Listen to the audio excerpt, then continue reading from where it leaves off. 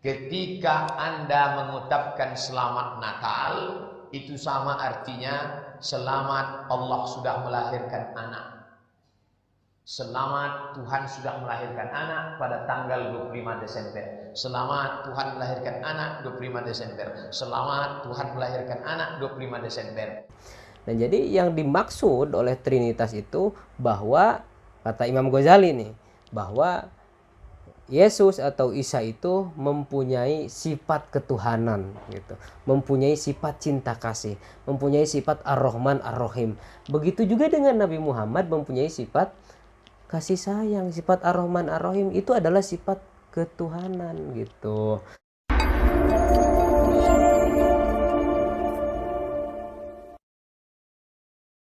Assalamualaikum warahmatullahi wabarakatuh.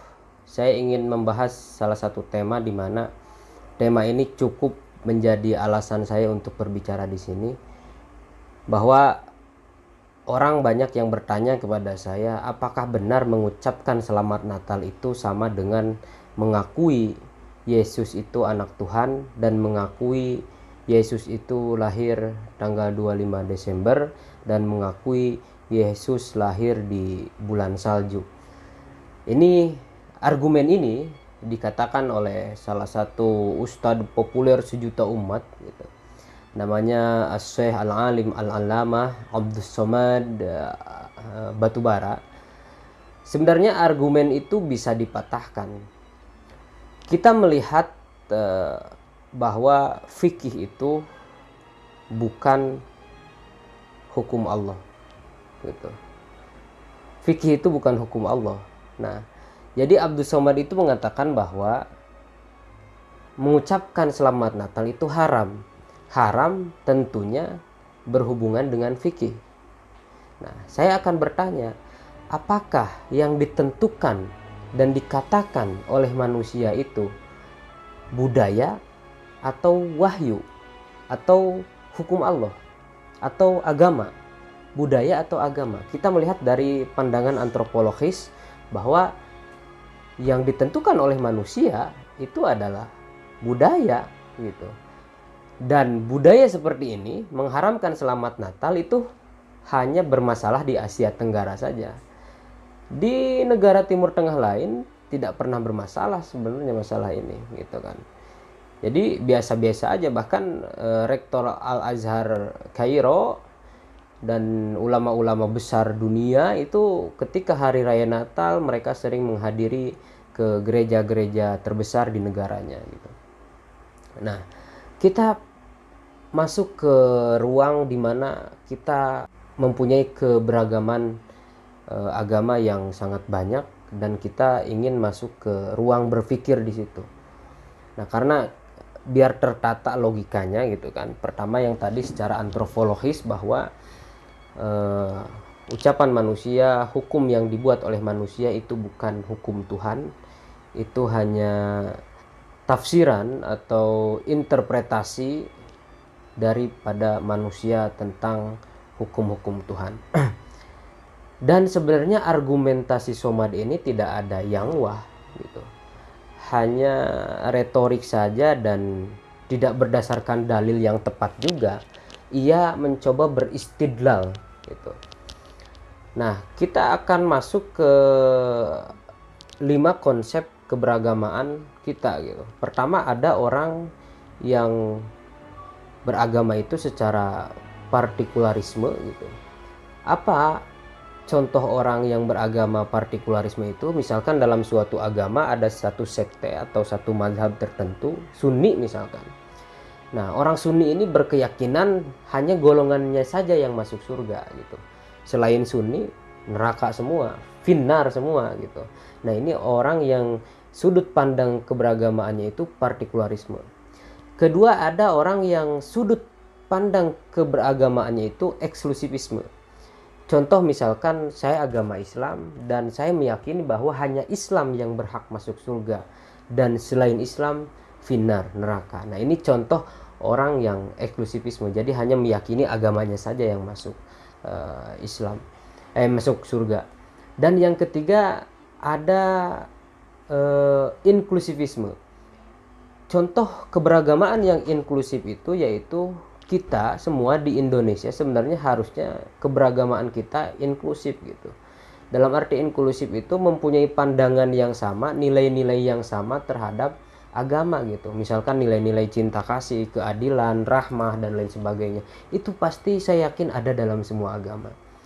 Nah, dan yang keempat gitu. Yang keempat itu adalah contoh keberagamaan yang sinkretisme. Apa contoh keberagamaan yang sinkretisme itu? Yaitu contoh keberagamaan yang campur aduk gitu. Seperti apa? Misalkan kita mengetahui ada namanya agama Bahai. Waktu itu saya pernah ketemu dengan tokoh Bahai Indonesia namanya Pak George Soraya. Saya main ke rumahnya, disuguhi makanan-makanan India gitu karena istrinya orang India waktu itu. Dan saya ingin menanyakan beberapa hal tentang agama Bahai. Saya penelitian di situ tentang agama Bahai. Ternyata agama Bahai itu adalah salah satu sekte dari Sufisme di Iran sebenarnya, yang pada akhirnya mereka mengumpulkan nilai-nilai cinta kasih di dalam semua agama dan dicampur adukan. Nah, itu contoh agama yang sinkretis, cara keberagamaan yang sinkretis. Atau kejawen lah, contoh di Indonesia kejawen misalkan. Kejawen itu kan ada yang Islam, ada yang Katolik gitu. Nah, itu salah satu contoh keberagamaan yang sinkretis. Nah, dan yang kelima adalah contoh keberagamaan yang pluralisme. Nah, banyak orang yang beranggapan salah terhadap pluralisme ini, bahwa nih orang liberal katanya, plural, dia menganggap semua agama benar. Tidak seperti itu. Pluralisme itu tidak menganggap semua agama benar dan tidak menganggap semua agama itu salah gitu. Tidak gitu. Justru pluralisme itu memahami agama sesuai dengan agamanya masing-masing, sudut pandang agamanya masing-masing. Kalau kita ingin memahami Kristen, ya kita harus memahami dengan cara pandang orang Kristen. Bagaimana para mufasir dari kalangan Kristiani dalam memahami Injil gitu. Nah, itu yang disebut sebagai pluralisme. Makanya kalau orang yang berpaham pluralis pasti dia akan memahami, jadilah orang Islam yang baik, jadilah orang Kristen yang baik, jadilah orang Hindu yang baik, jadilah orang Buddha yang baik. Jadi bukan mengatakan semua agama sama atau semua agama benar, bukan gitu. Nah, saya pernah ditanya, katanya semua agama sama gitu. Kenapa sampean nggak pindah saja katanya gitu. Nah, kalau sama ngapain pindah gitu. Justru pindah itu karena beda gitu, bukan karena sama. Nah, ini sebenarnya logikanya bisa dibantah di situ jika ada orang yang menanyakan hal seperti itu. Itu. Nah, kita sudah berpandangan tadi sosiologis, antropologis gitu kan. Ini secara sosiologis ya, pandangan keberagamaan secara sosiologis, dan tadi secara antropologis bahwa fikih itu bagian daripada budaya. Dan yang ketiga, kita akan satu persatu membantah atau menggugurkan argumen Ustadz Abdul Somad itu. Nah, kita masuk kepada tafsir ya, atau Al-Quran, bahwa kata Somad mengucapkan selamat Natal itu bagian daripada pengakuan Isa anak Tuhan, pengakuan Isa lahir 25 Desember, dan pengakuan Isa lahir di musim salju. Hebat banget gitu. Sekali mengucapkan selamat Natal 3 pengakuan gitu. Ini kan gak logis gitu, gak logis ya, gak logical fallacy lah gitulah dalam bahasa ininya. Nah, kita akan masuk ke mana ya? Dari awalnya kita akan masuk ke tafsir ya. Kalau teman-teman membaca tafsir Min Wahyil Quran karya Sayyid Al-Allamah Husain Fadlullah, atau kalau teman-teman tidak bisa membaca tafsirnya, sebenarnya sudah ada bukunya, yaitu Islam The Religion of Dialogue gitu. Islam adalah agama dialog, itu tafsir karya Sayyid Husain Fadlullah. Itu bagus di Sayyid Husain Fadlullah itu menceritakan perdebatan antara Nabi Muhammad dengan orang Nasrani Najran. Nah, sebenarnya kita perlu mengetahui juga bahwa umat Kristen itu sebenarnya tidak mau disebut umat Nasrani sebagaimana term di dalam Al-Qur'an itu gitu. Nah, dan di dalam sejarah Nasrani itu adalah satu sekte pasca Yahudi pra-Kristen gitu. Dan orang Kristen tidak mau dinisbatkan kepada Nasrani gitu. Nah, ini perlu dipahami. Misalkan ada ayat laqad kafarul ladzina qalu innallaha tsalisus salasah. Ini sering dijadikan dalil oleh ulama-ulama, oleh ustadz-ustadz di Indonesia bahwa yang mengatakan selamat Natal itu mengakui Yesus itu anak Tuhan gitu. Nah, kita sebenarnya perlu mencerna juga bahwa Nasrani itu berbeda dengan Kristiani gitu. Nah, yang dimaksud di dalam ayat itu sebenarnya bukan trinitas yang dipahami dalam teologi Kristiani, tetapi itu adalah triteisme, monofisit gitu. Itu adalah salah satu pemahaman tiga Tuhan gitu. Jadi Nasrani yang ada di dalam Al-Quran itu yaitu orang-orang yang mengakui Isa, Nabi Isa dan Siti Maryam dan juga Jibril sebagai Roh Kudus itu adalah Tuhan seutuhnya, Tuhan yang kodim, yang ajali dan lain sebagainya gitu. Jadi yang dipahami di ayat ini adalah Nasrani yang mempercayai Isa adalah Tuhan gitu. Sedangkan kalau dalam teologi Trinitas itu hanya mempercayai Isa itu anak Tuhan. Dalam arti anak Tuhan itu ini bahasa yang kita harus mentakwil ya bahasa ini. Kalau dalam terminologi Ahlus Sunnah itu ada takwil. Jadi jangan dipahami secara harfiah. Anak Tuhan di situ boleh ditanyakan ke teman-teman Kristiani gitu. Itu ada sifat ketuhanan pada diri Nabi Isa gitu. Bagaimana tidak loh? Sifat ketuhanan itu pasti ada pada diri para nabi, di semua para nabi. Begitu juga Nabi Muhammad. Dan sifat ketuhanan itu ada pada Nabi Isa dan Siti Maryam. Siti Maryam ini sampai diistimewakan di dalam Al-Qur'an, ada surat Maryam. Dan Siti Maryam ini masih keluarga daripada Alu Imron. Ini sangat dimuliakan sekali keluarga Nabi Isa ini sebenarnya di dalam Al-Qur'an gitu. Nah, orang yang beranggapan bahwa Isa itu adalah anak Tuhan dan Tuhan pada memang Tuhan ada tiga gitu kan. Tuhannya ada tiga, triteisme itu gitu.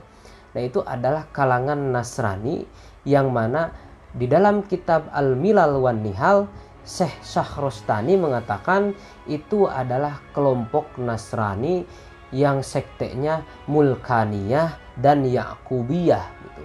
Tidak dengan sekte Nasrani yang lain gitu. Tidak dengan sekte Nasrani yang lain. Jadi itu sangat terbantahkan sekali.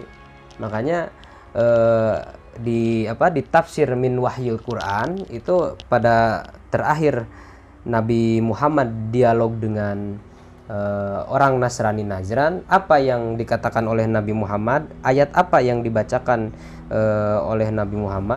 Bismillahirrahmanirrahim. Qul ya ahlal kitabi ta'alau ila kalimatin sawa bainana wa bainakum alla na'budu illallah wa la nusyrika bih. Nah, Kul, katakan oleh engkau Muhammad gitu kan, ketika ayat ini turun, ya ahlal kitab, wahai ahli kitab, ta'alau ila kalimatin sawa, marilah kita berpegang pada kalimatun sawa, yaitu sebuah pegangan kalimat kita bersama. Itu kan apa kalimatun sawa itu? Nanti kita jelaskan. Bainana, di antara kita, wa bainakum, dan di antara kalian, antara Rasulullah, karena Rasulullah waktu itu membawa keluarganya, di situ ada Sayyidah Fatimah, Sayyidina Ali dan Hasan dan Husain.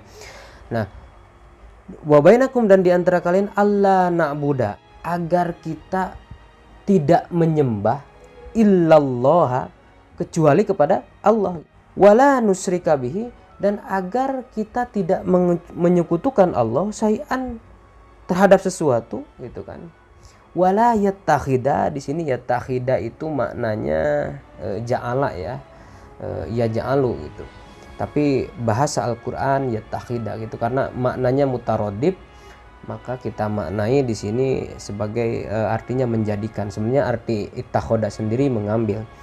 Wala yattakhida ba'duna, dan janganlah menjadikan ba'duna dari sebagian kita, ba'dun ke sebagian lagi, arbaban sebagai Tuhan, min dunillahi, dari selain Allah gitu. Dan janganlah menjadikan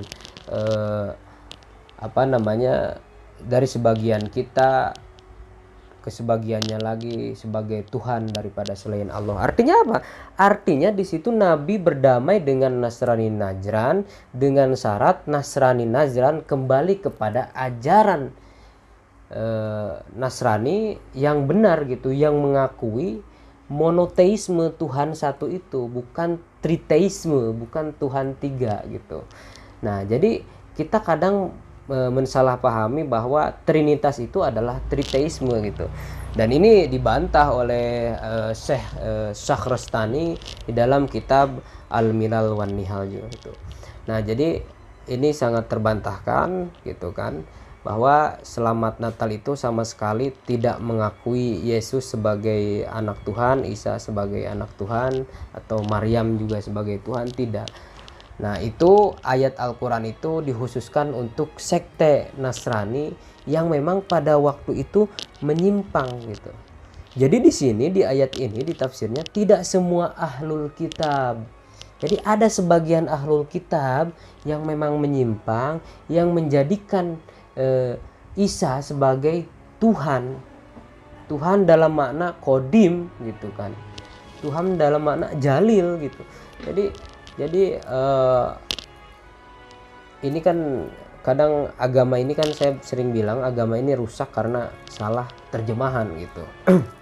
Nah itu dan kedua Nabi Isa gitu kan bukan lahir tanggal 25 Desember. Oke, kita melihat tanggal lahir Nabi Muhammad, sejarah ya mencatat bahwa tanggal Nabi Muhammad lahir itu banyak perbedaan pendapat. Misalkan yang sering kita dengar bahwa Nabi Muhammad itu lahir tanggal 12 Rabiul Awal, kalau bulan Masehinya itu bulan April. Tapi seorang sejarawan muslim itu dari Mesir namanya Syekh Muhammad Jalal Qais mengatakan bahwa Nabi Muhammad itu lahir bulan Agustus, bukan bulan April. Dan dalam sejarah Islam sendiri ada yang mengatakan Nabi Muhammad lahir tanggal 12 Rabiul Awal, ada juga yang mengatakan tanggal 17 Rabiul Awal gitu. Jadi ini tidak menjadi masalah. Bahkan orang Kristiani juga, orang Katolik merayakan Natal itu bukan hanya 25 Desember. Dari sebelum 25 Desember itu sudah merayakan Natal gitu. Itu sampai tahun baru itu masih Natalan. Sama seperti kita merayakan Maulid Nabi, ya mau kapan saja bebas gitu. Karena itu memperingati konteksnya. Memperingati itu ya kapan saja boleh gitu. Nah, ini bisa dibantah aja karena banyak pendapat-pendapat gitu yang yang berbeda tentang kelahiran Nabi Isa. Jadi intinya Kristiani atau orang-orang Kristen itu sebenarnya kalau kata Gus Dur mereka bukan aliran sesat, bukan. Mereka agama Ibrahimiyah yang diakui oleh Islam gitu.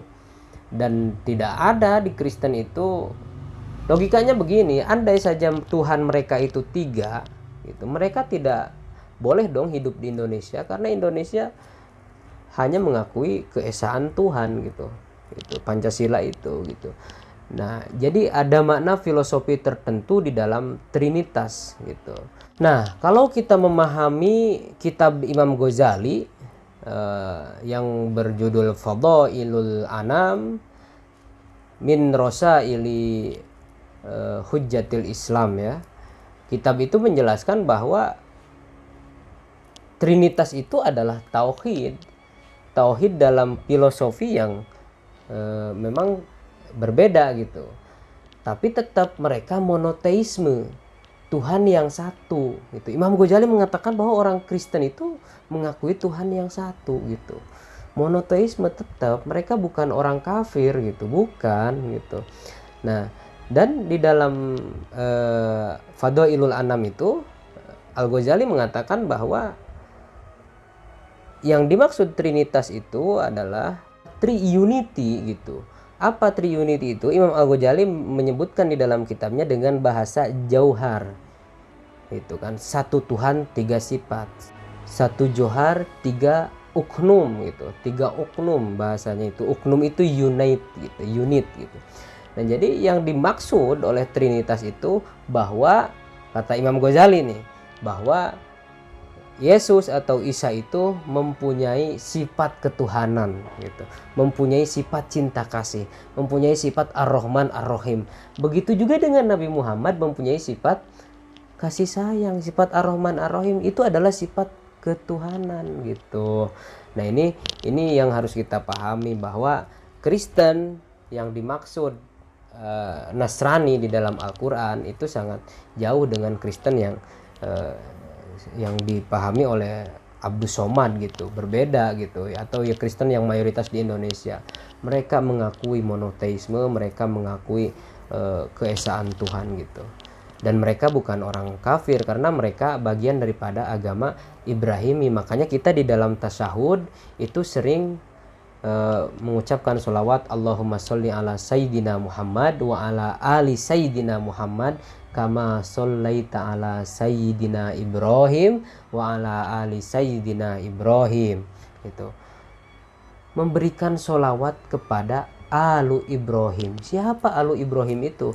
Yahudi, Nasrani, Islam gitu. Itu kita tetap bersaudara dengan umat Islam. Tapi kadang umat Islam ini kan, wah dia Nasrani, dia Kristen, dia Yahudi, kafir segala macam. Padahal mereka itu bisa sebenarnya bersatu dengan Yahudi gitu kan. Ketika mereka ke Mekah gitu, naik pesawat, mereka bersatu dengan Yahudi. Oh, wong pesawat buatan Yahudi kok gitu kan. Dan Nasrani gitu.